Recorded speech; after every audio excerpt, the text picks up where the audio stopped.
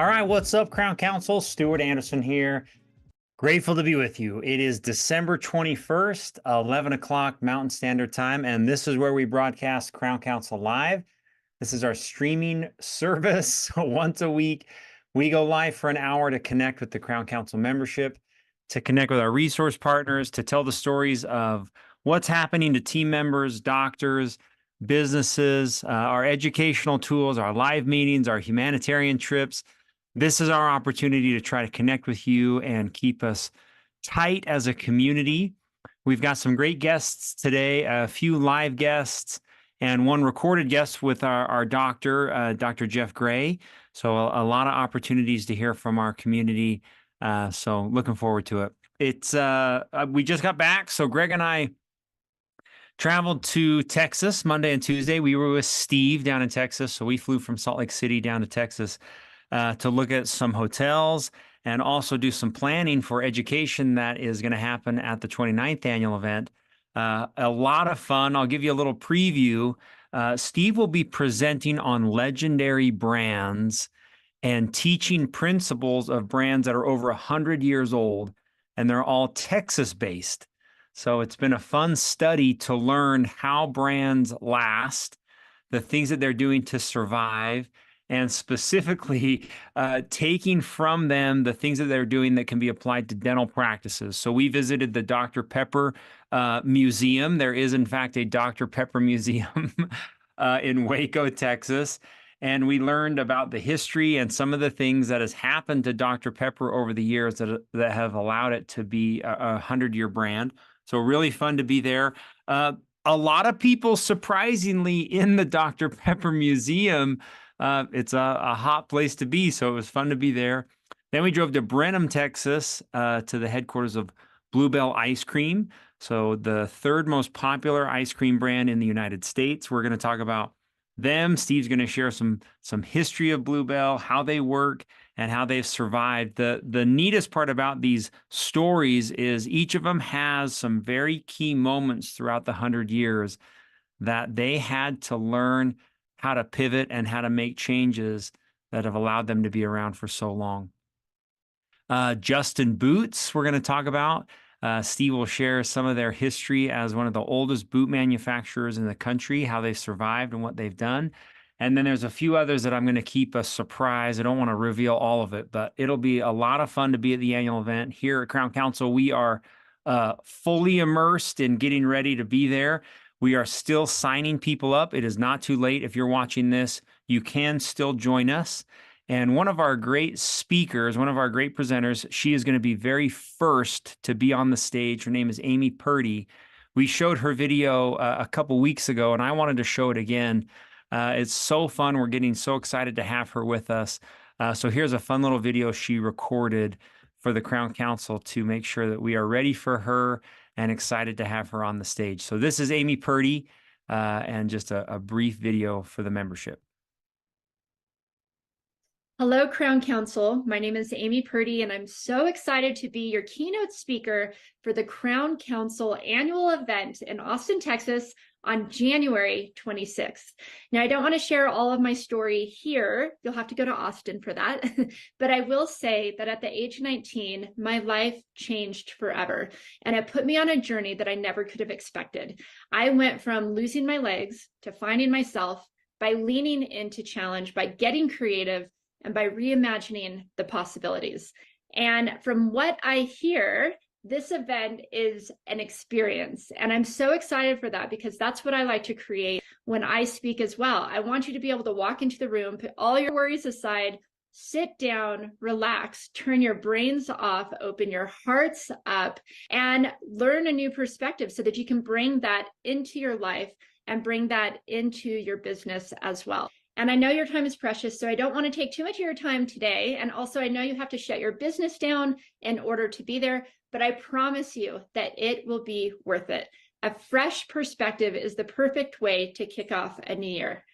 I'm excited to see you. There are still tickets left. Make sure to get your tickets today because they are going fast. And I will see you on the main stage January 26th in the Music City capital of the world, Austin, Texas. See you there. All right, very cool. We're excited to have Amy with us. I'm not going to share her whole story. You'll have to hear it from her, but I will navigate to the Crown Council website. I want to show you where to go to sign up and make sure that everything is ready for you if you're still looking to be with us. So I'm going to share my screen. This is the Crown Council website. Very easy. Up at the top of crowncouncil.com, you can click on annual event. And once you're on the annual event page, some basic information about how to attend, what it is. And then this is very important.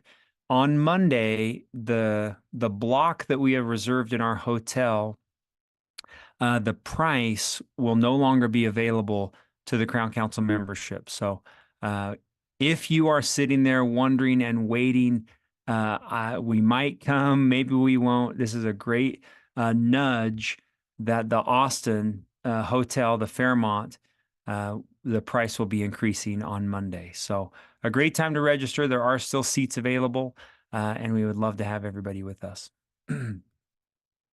All right. I believe our guest is in the waiting room. Okay, so our first guest is kind of let's welcome Denise into the live stream. Denise is a repeat guest who super grateful to have. We talked about you last week. A couple weeks ago.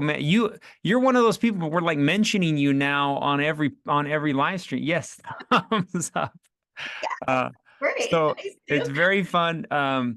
One of the principles that we always hear from Steve is how fun it is to be enthusiastic, to be an enthusiastic team member. And Denise is that.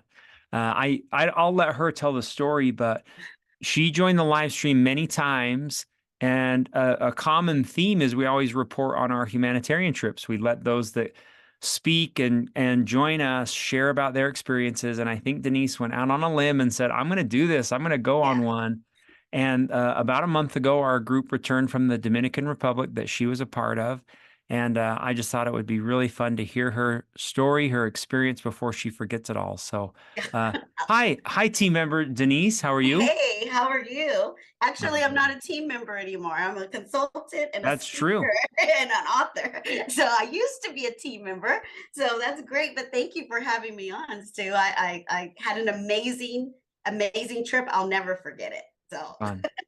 You know, your story as a speaker and a presenter would be a great place to start. Will you share with everybody what you are doing? I'm sure there are team members that have aspirations to do what you do. Will you kind of give that history and what's going on? absolutely. So I was a team member and I am still an RDA. I've kept my license current. I worked in the first office, pediatric office, about 17 years. And then I moved over to chair side and front office. And then I moved over to the second office, Dr. Jack Von Bulow. And I was there almost 12 years. Growing up, I grew up a Jehovah's Witness and I would go door to door all the time and talk to everyone. And you never knew who was on the other side of the door. Mhm. And so that actually set the stage for what I'm doing because you had to talk to whoever was there and be adaptable. So years later, leaving that, I always want to pull something positive from what I learned from my background. I come from a family of 12. And so when I was in the second office, Dr. Jack Von Bulow, he would take us to every seminar, convention, dental, everywhere, including Crown Council. So I had a desire and realized I had a calling to do more and to help others and to teach others. And so when I first started this, I was a fitness instructor for 8 years. I don't know if you knew that. I did not. Yeah, it was. And I thought that was my calling. I would taught kickboxing and boot camp and Zumba. And I was like, I'm going to teach.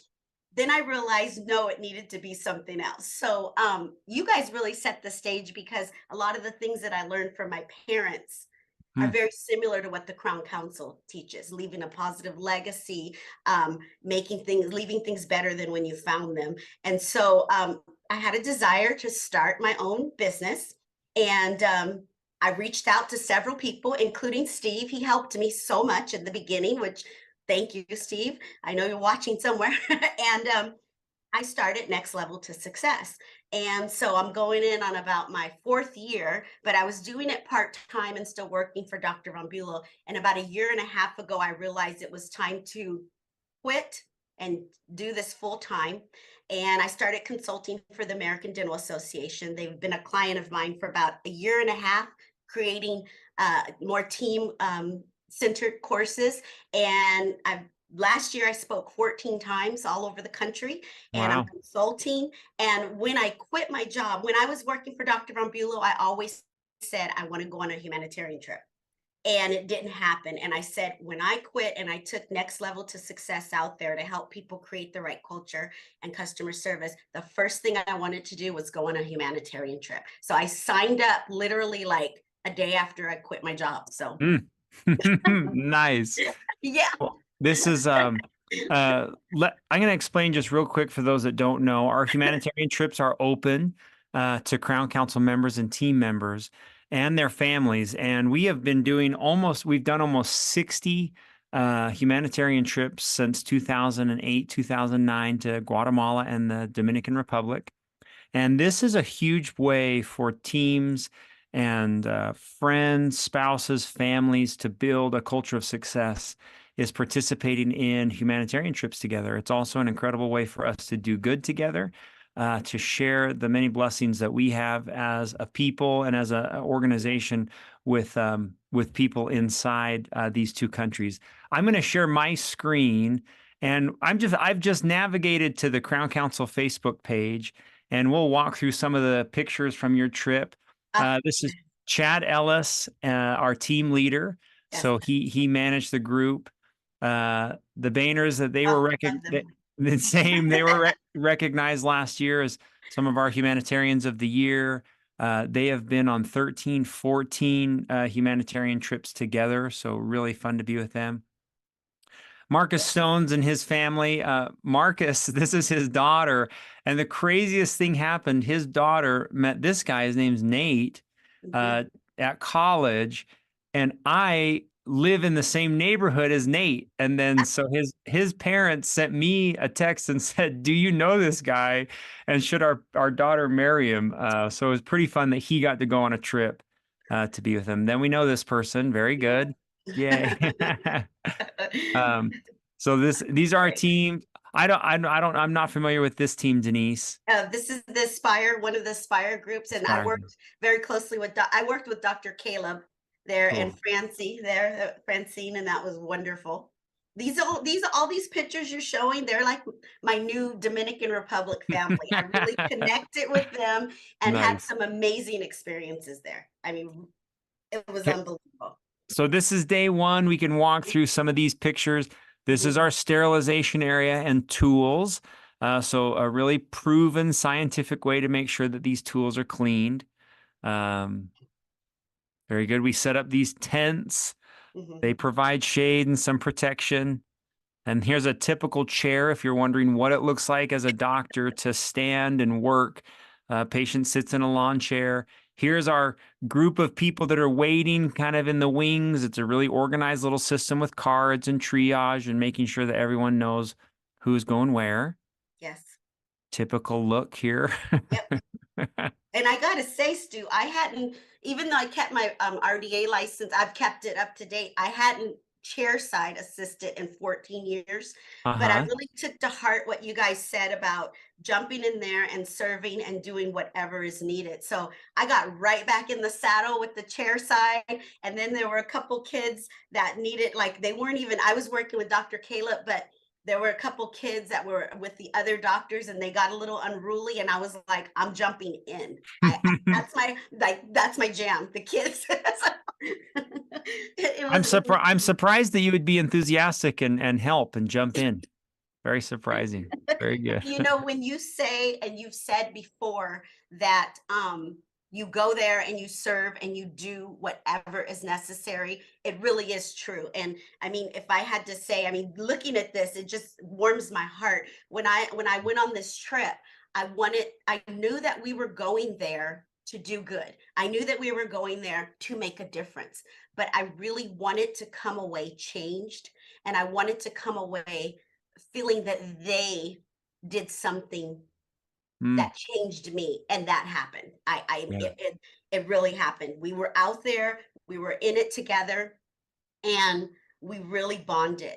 You know, if I could go into the trip a little bit, is that okay? Or yeah, Of course. Yeah. No, okay. So I was going to say that I think that the biggest change happens when people do what you did, which is jump in and help and do and try to be as helpful as possible. So I love to hear that. Go ahead. yeah, I don't want. well, Yeah. there's two sides of it. So the first side of it is, like I said, I really wanted to go there and make a difference and do something, but I also wanted to come away different.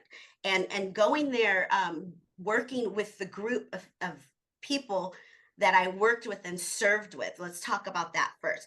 I love these people. I've connected. I mean, I'm going to be speaking at the UDA in February, and I'm already setting up to like see the Stones and the Ellisons. And I mean, I'm like, I want to see everyone and have lunch and everything there. Like now, I walked in there, and I really shared this with the group too.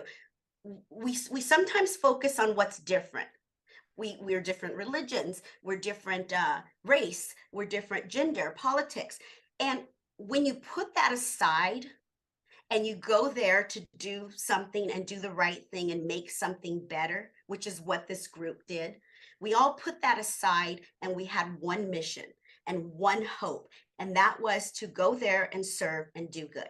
And when that happens, what tends to happen is you realize how alike you actually are. You Mm, forget about all those differences and you realize, hey, we all have the same hurts, wins, victories, loss, love.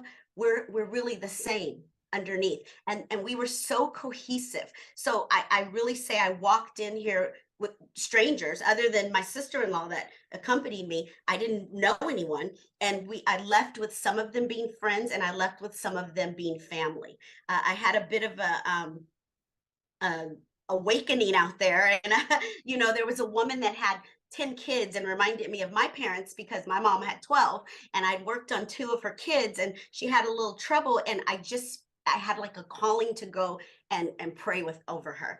And you know, that was the moment I was back behind there behind her. And it's mhm. you know, when that type of thing happens, you're not thinking about, oh, should I do this or what am I doing or how. You feel the calling and you go and you do what's right.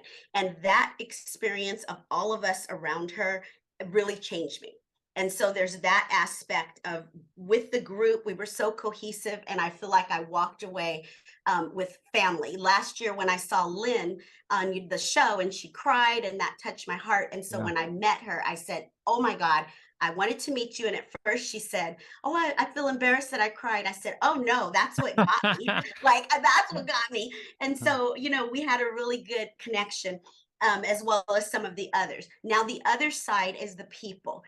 You know, it got me thinking when I left, like, what are the chances I was born here and they were born there? I could have been born there and that would have been my reality. So it really shows you that no one's better than anyone. We're all humans, and these people had nothing, yet they had so much. And Yeah. they were so happy and they were loving. And that really spoke to me. I was like, I got to do something. You guys, as Crown Council, have set such the example for me, I have to say. Thank you for that. I've always wanted, you say copy genius, and I want to copy genius. And I said, you know what? I'm going to make a commitment with my business to do something. So I talked to them there and said, what can I do? There's so many kids. I have so many siblings. I have so many friends. Can I send something? But I wanted to do it through the proper channels. So I made a commitment to send 4 to 6 boxes of clothes and shoes a year Nice. to them. And Yeah. I just sent my first one. So that's wonderful. And you guys laid the groundwork for me. So this trip changed me because it really woke me up. This trip changed me because I met some wonderful people and served with them. And it wasn't about any one person. It wasn't about, well, you're a doctor and you're an assistant and you're a speaker and you're this. We were there to do good. We did it. It changed. We connected. We cried. We laughed. And Mhm. I feel like I came away a better person. And ultimately, that's what it's about. And now I understand why Dell and Lynn go I've gone 14 times. I'm like hooked. Addicted. I want to go again. Very fun. And Well, it's, it's, you guys have set the stage and I've tried to copy genius.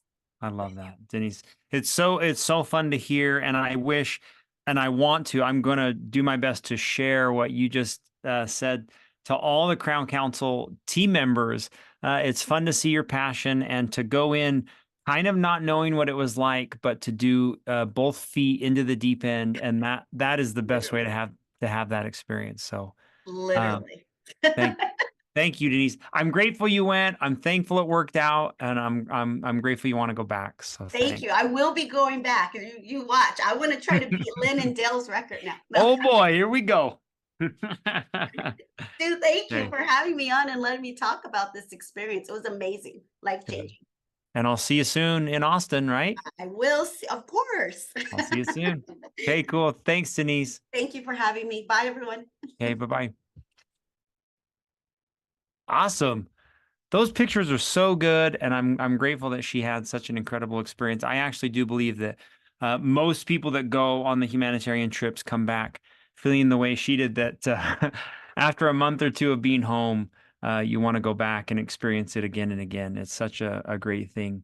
So thankful to all those that joined that trip. We'll try to get more of those guests to join us and share their experience on the Crown Council humanitarian trip. And we're gearing up for next year.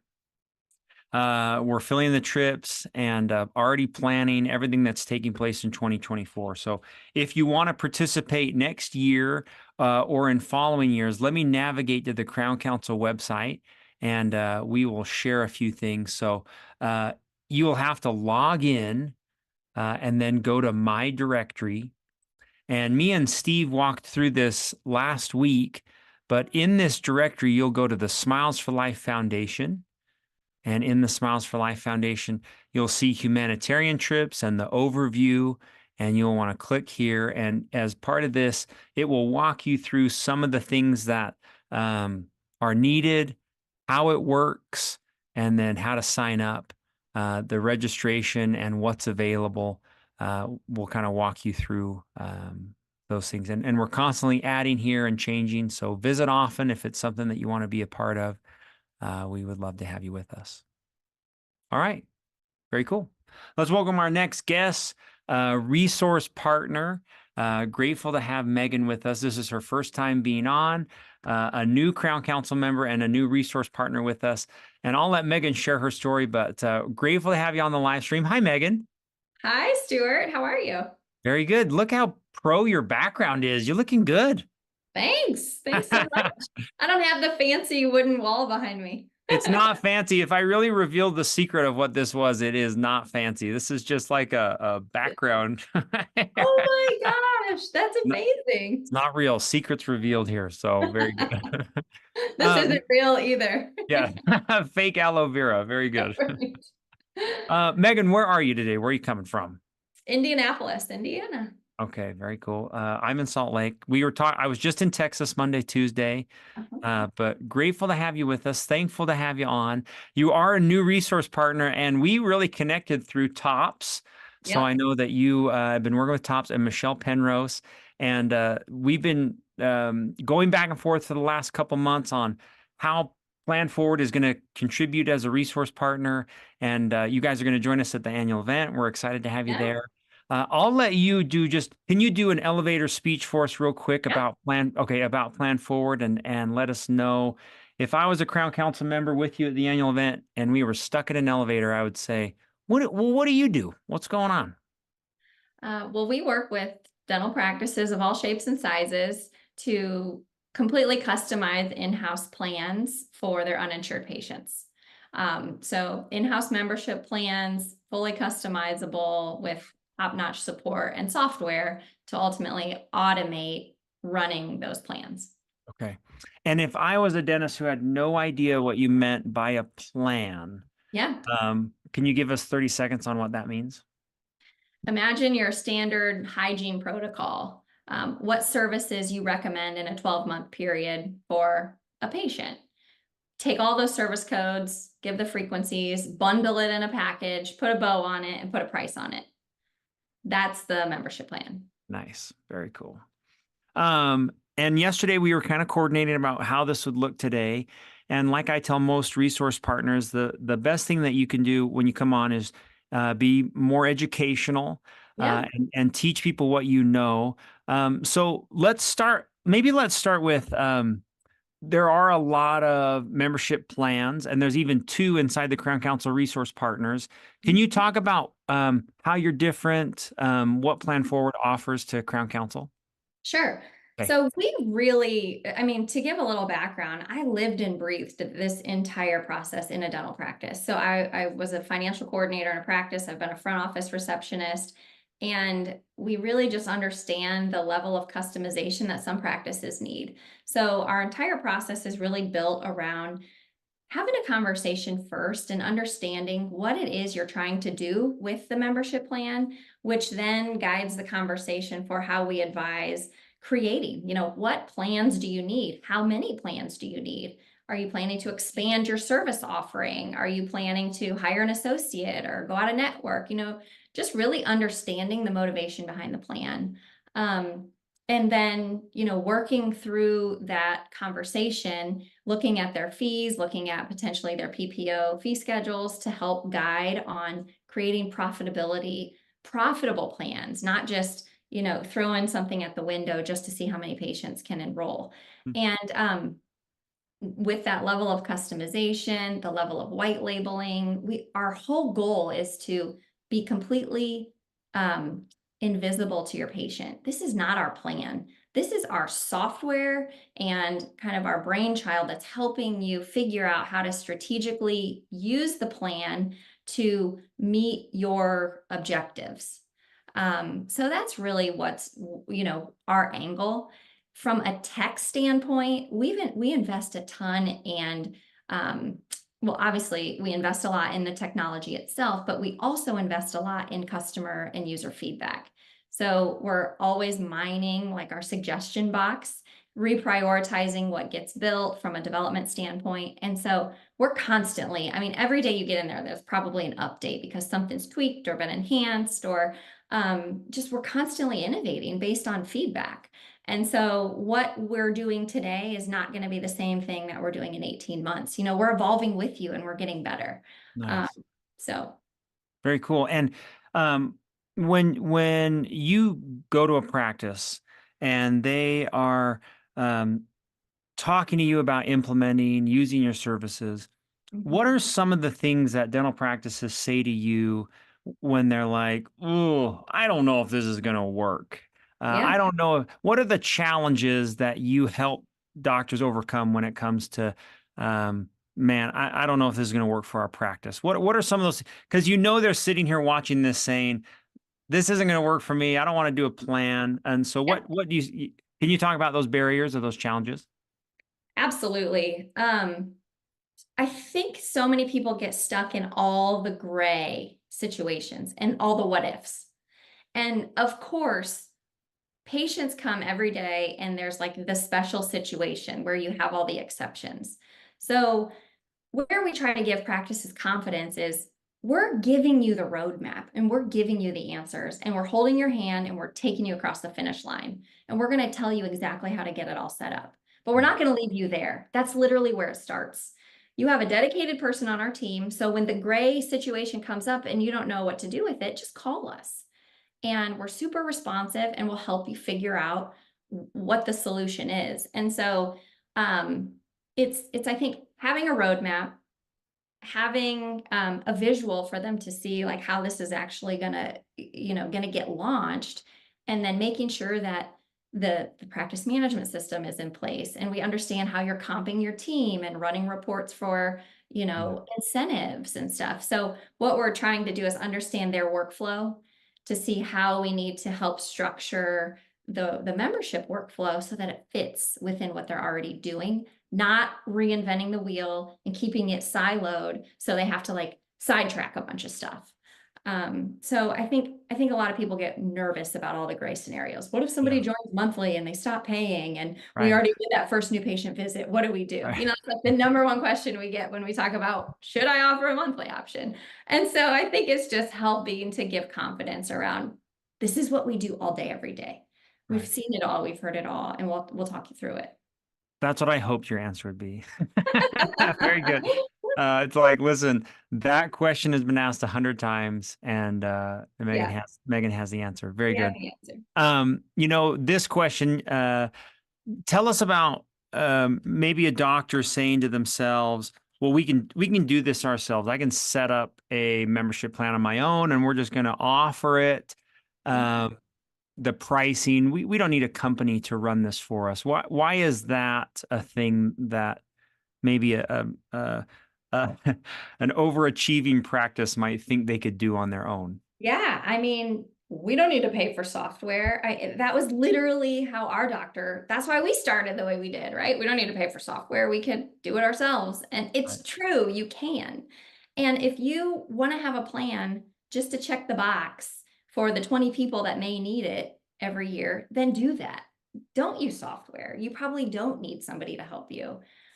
Where our customers align really well is, we're trying just as hard to make sure that we're attracting the types of customers that want to strategically grow these plans and want to use the plan to do something, whether it's improve profitability or improve their hygiene department or, drop out of network, whatever that is. So if your intention is just to check the box and you don't foresee, if you have less than 10% of your patient population that's uninsured, not really all that concerned about having an option for them, it's more of a nice to have, but don't really want to grow it, then I think that's probably your answer. Do it in-house. But it's really difficult to take a plan when people start, there's a need out there. And a lot of these practices are coming to us because the patients are driving the need. They're asking for something. What plan do you have? Do you offer discounts? I don't have insurance, or my employer's not offering it anymore. Whatever the case is, the patients are driving the need for the practice, the front office to say, hey, doc, we need something because everybody's asking for this. So if that's the case, then there's probably a pretty good chance you're going to have a decent amount of uptake.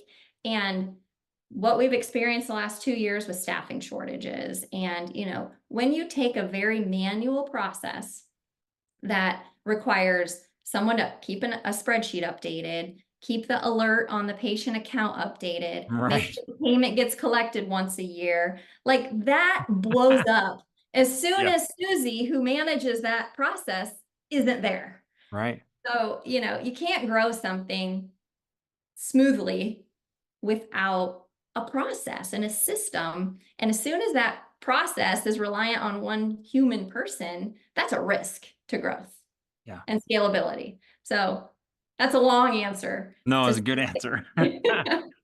I've tried to run not something this sophisticated, but when you get into that, like we're tracking it on an Excel, Google Doc on my own, and that is just a recipe for a lot of headaches. And it's I agree. There might be a select few, like you said, that could probably pull this off and maybe make it work. But I agree with you. The systems that I've seen from your website and other menu companies, plan companies, very, very, very worthwhile, very smart, very wise to do this. So very good. Well, there's also just such an opportunity. I mean, there are so many patients walking around outside your doors that aren't coming in because they're afraid of what it's going to cost. They're afraid of cost creep, and so as soon as you just have an offering, you're going to be able to market that and attract the whole other half of the population that's not coming in. Okay. When a client chooses you, when they decide to swap over, what are you seeing as the biggest reason that they're implementing a plan? Can you talk about that? Yeah, it is hands down just trying to reduce dependence on insurance contracts. Practices are really, whether they're trying to fully go out of network or just start to chip away at, how many contracts companies they're contracted with, they really want to have an alternative to offer patients. That's really the number one reason. Nice. And I know a lot of Crown Council members are constantly striving to do away with insurance. So what a great opportunity, a great system here. Very good. That's I've got, what I did the webinar on last month was, should you be insurance free? And it was fascinating how he kind of walks, poses really good questions to do some soul searching. And this looks familiar. yeah. This is it. I just navigated here. Is this the best place for Crown Council members, or what's best? Yeah, I think that's great. Up in the top right, there's a schedule a call or book a demo button. Yep. You can just pull that up and pick a time if you want to connect with us. Absolutely. Our social handles are at Team Plan Forward. So if you're on Facebook or LinkedIn or whatever your social, Instagram. And what have you found is best? Is this a team member that should talk to you, or is this a doctor that should be speaking? Ooh, Both? both is best. I mean, if we can ever get the office manager and the doctor on the same call at the same time, that's perfect. Okay. Otherwise, honestly, the doctor is usually, or the business owner is the best person if you want to evaluate this and save time with the thinking through process. That's a fantastic video we just put out a couple months ago. Just Should we watch it? How long is it? Sure. Oh, 90 seconds. Let's watch it. Did you know that 50% of adults in the U.S. don't have dental insurance? And that causes a significant impact on everyone involved. I wish my uninsured patients would come in regularly and accept more treatment. I had no idea how much my visit would cost until I checked out at the front desk. We need to find a way to optimize revenue per patient and increase profit, but it seems nearly impossible with insurance. The good news is there is a solution. Introducing Plan Forward.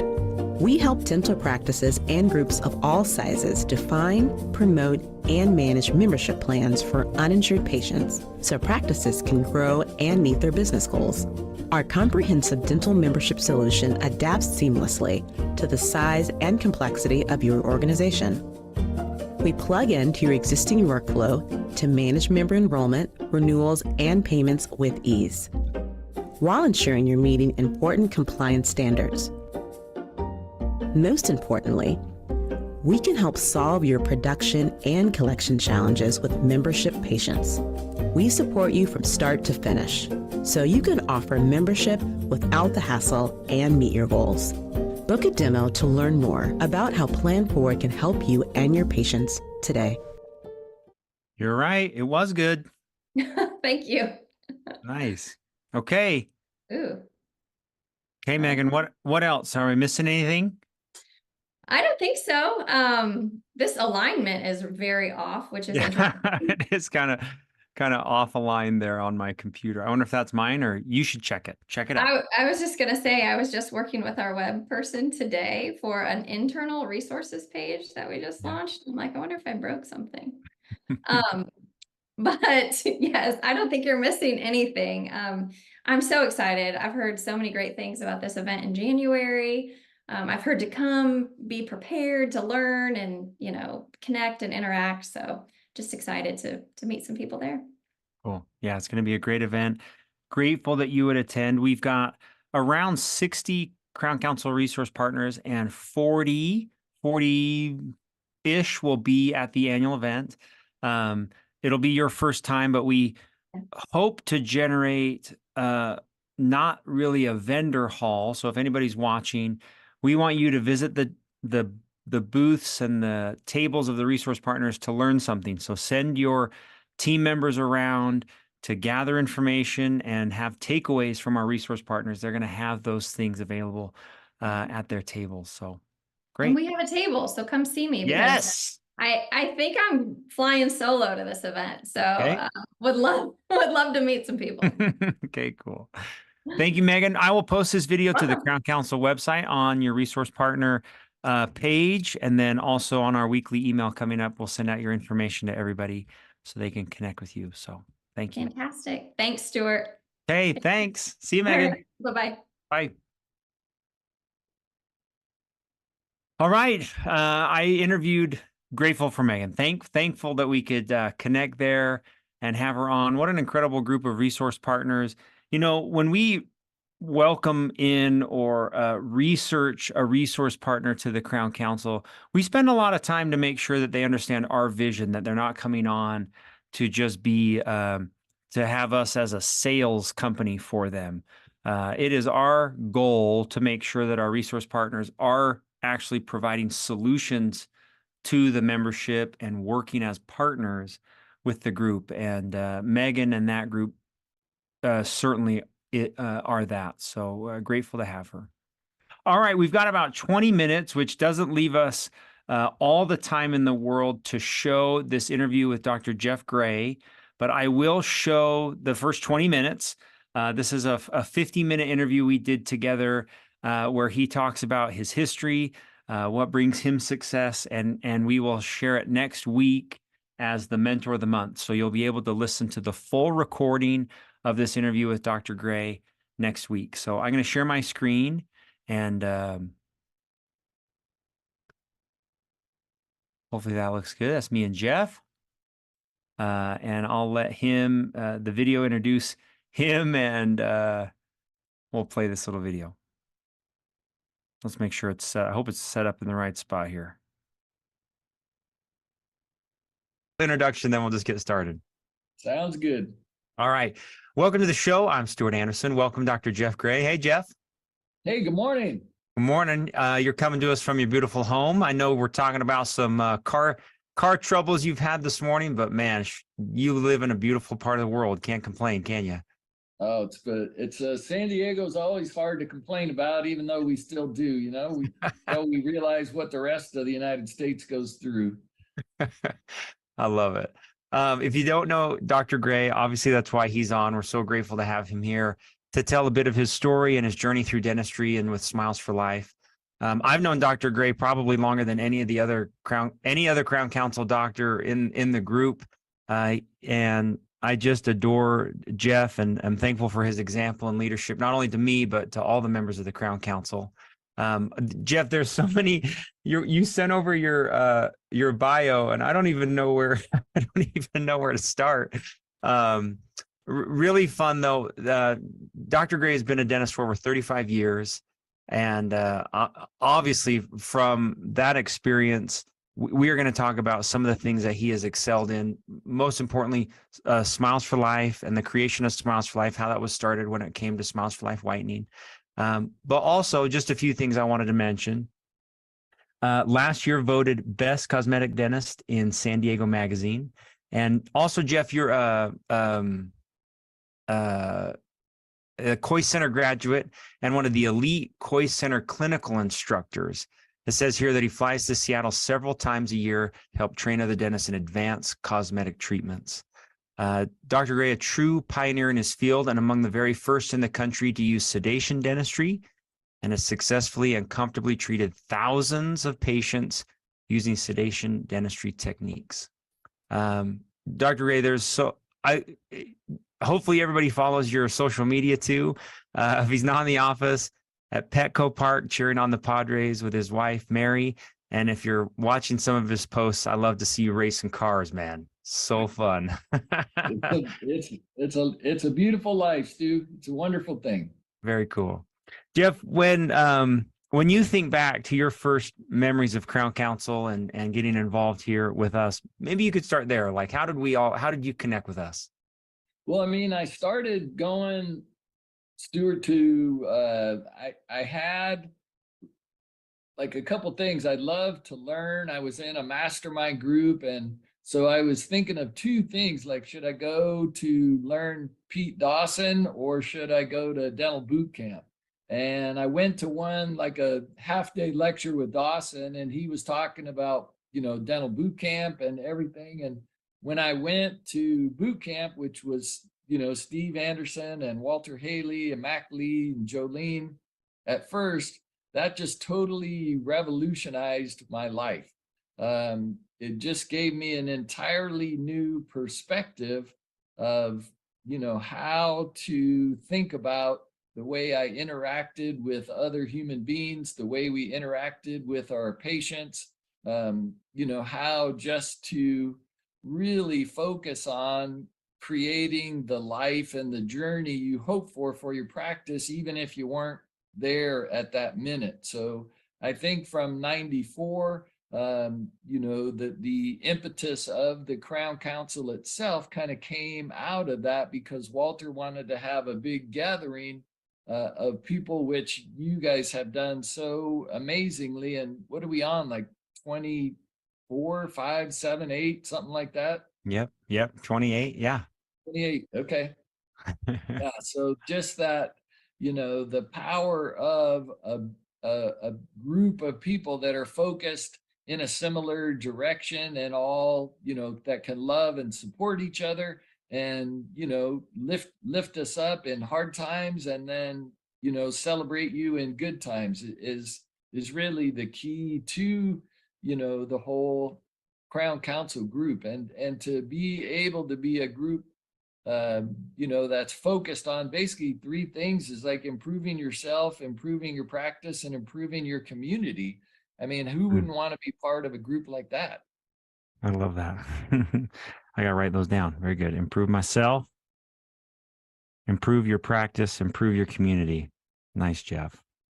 Hey, maybe talk about for just a minute how your background, for what inspired you to become a dentist, and what led you here to dentistry in general. Yeah, I was laughing last night because as a joke, I usually say it's the little elf on Rudolph the Red-Nosed Reindeer that, Yeah. you know, helped the abominable snowman feel better. That watched that as a kid. guy's the worst. But actually I think it was kind of luck, Stuart, because I love baseball. I still play baseball. And as a kid, my baseball coach was an orthodontist. And so Dr. Sullivan, we became friends with their family, and just like a super wonderful man, you know, well respected in the community. And so I was very blessed to know by the time I was in high school that I thought I wanted to be a dentist. Cool. So you know, my journey was probably a little easier than most, because I knew when I got to college, I would, you know, want to kick butt and, you know, have to focus and get, you know, things accomplished. So that made it really easy for me, because I had a direction, I had goals. I've always been pretty good at delayed gratification, knowing that if I put in enough work, you know, the end result would appear. So that was fantastic. But I have to be honest and say I was totally blissfully unaware of what a cool thing it would become. I had no, honestly, idea what a dentist would do, or, you know, I just thought it sounded cool. And thankfully it has turned out amazing for me, because every day we truly feel, especially with the type of cool things that we get to do, that we have the chance to touch someone's life or touch someone's heart in a way. And we may not even have to touch their teeth to do that, because it's, you know, we're really in the human business, and the way we take care of humans is just happens to be by taking care of their teeth. And also, you know, we love to support our patients and, you know, feel like we're part of their lives. We love it when people say, I feel like when I come here, it feels like I'm coming to see my friends or my family. Very cool, Jeff. I when I look back at the wise words I've watched you share, whether on the email network or at annual events, I wonder, when you look back, where do you do you have mentors or influences that have really shaped your career, and maybe talk about that for a minute, the power of mentors and examples in your life? Oh yeah. I mean, I had read Think and Grow Rich before I even knew about boot camp or what was going on. So we had our mastermind group that was fantastic. You know, and so just being around other people that wanted to be better, you know, it was mainly focused on business and personal side at that point. And I was thinking, like, who have been really the most powerful mentors in my life for my career? And I think probably one of the first was Dr. Cliff Ruddle. He's an endodontist in Santa Barbara, because they teach you kind of how to do endo in school. And, back when I went to school, it was all still hand files and, everything. Now we've got some cool new systems, but I actually, I'll admit, I totally screwed up a tooth. So I had to take it out and give the lady a bridge. And, at that time we didn't really have implants in the late 80s. We did, but, it would have cost a lot of money, and I didn't understand them at that time. So I go, gosh, I can't be doing this. So my friend Bill Boyer and I, another lifetime Crown Council member, went up and met Cliff Ruddle, who, besides being one of the most gifted, clinicians and teachers, was also one of the most beautiful human beings that we had met. And to us, that was a profound influence in my career. And then I met, Walter and Steve, Ray Bertolotti, another Crown Council person, and then like Bill Dickerson, David Hornbrook at the what was Las Vegas Institute at that time when Bill and David were together. Just incredible. And then about the same time, I met John Coyce up in Seattle, and I would have to say, of all those people, John and probably Cliff have been the most influential, both in their teaching the clinical skills and being able to share those gifts with our patients that they teach us. It has been amazing. I mean, John is incredible. He's one of the most talented, knowledgeable people you'd ever want to meet. And if anybody wants to start an incredible journey of clinical training, I would say the Coyce Center would have to be near the top of your list, because it's amazing. And I'm sure I left someone out there. Who did I leave out? I think that's a pretty good. Oh, and then for dental implants, like my friend Norm Ickert, we went up, he had a hands-on training in Canada that he no longer does, but to really, I love the hands-on training. And so when you went to Las Vegas Institute, you got to take a patient, kind of like David does with the young dentist now, which is just a fantastic program for you to be able to see how a true master, does those kind of things. Very cool. Jeff, as I read some of your history on the website, maybe you could just talk for a minute about the history of your business. So where you started and where it's led you now, and then we'll kind of transition into some of the lessons you learned from running your businesses. But can you start? Okay. So dental school, and then kind of what happened? Yeah, I graduated from UCSF, University of California, San Francisco in '86. And I had an instructor who actually liked me and thought I was a good person. So he said, "Hey, Jeff, if you could go anywhere in the world, where would you want to go?"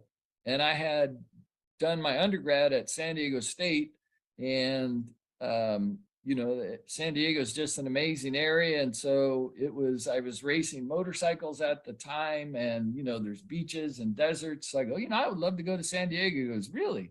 He goes, "I have a friend there that usually hires young dentists out of school. You should go down and meet him." So I was like, okay, that sounds great. So I came down and met Dr. Mora, and they said, "You're going to get $185 a day." And I thought the world had ended. I was like, I could probably retire in like 2-3 years, right? So I went and worked, and we got there. And the funniest thing was, in dental school, anybody who has this memory, in dental school, you saw like one patient in the morning and one in the afternoon. And if you were like a really super stud senior, you could see 2 people in the afternoon. And, for the 4 hours of clinical time, and, you would get 2 occlusal amalgams done in that, you were a rock star. in that time period. So I got there and I saw the list that had like, I saw the schedule had like 30 names on it. And I'm thinking, man, this place is dang organized. I got my whole month right up here already for me.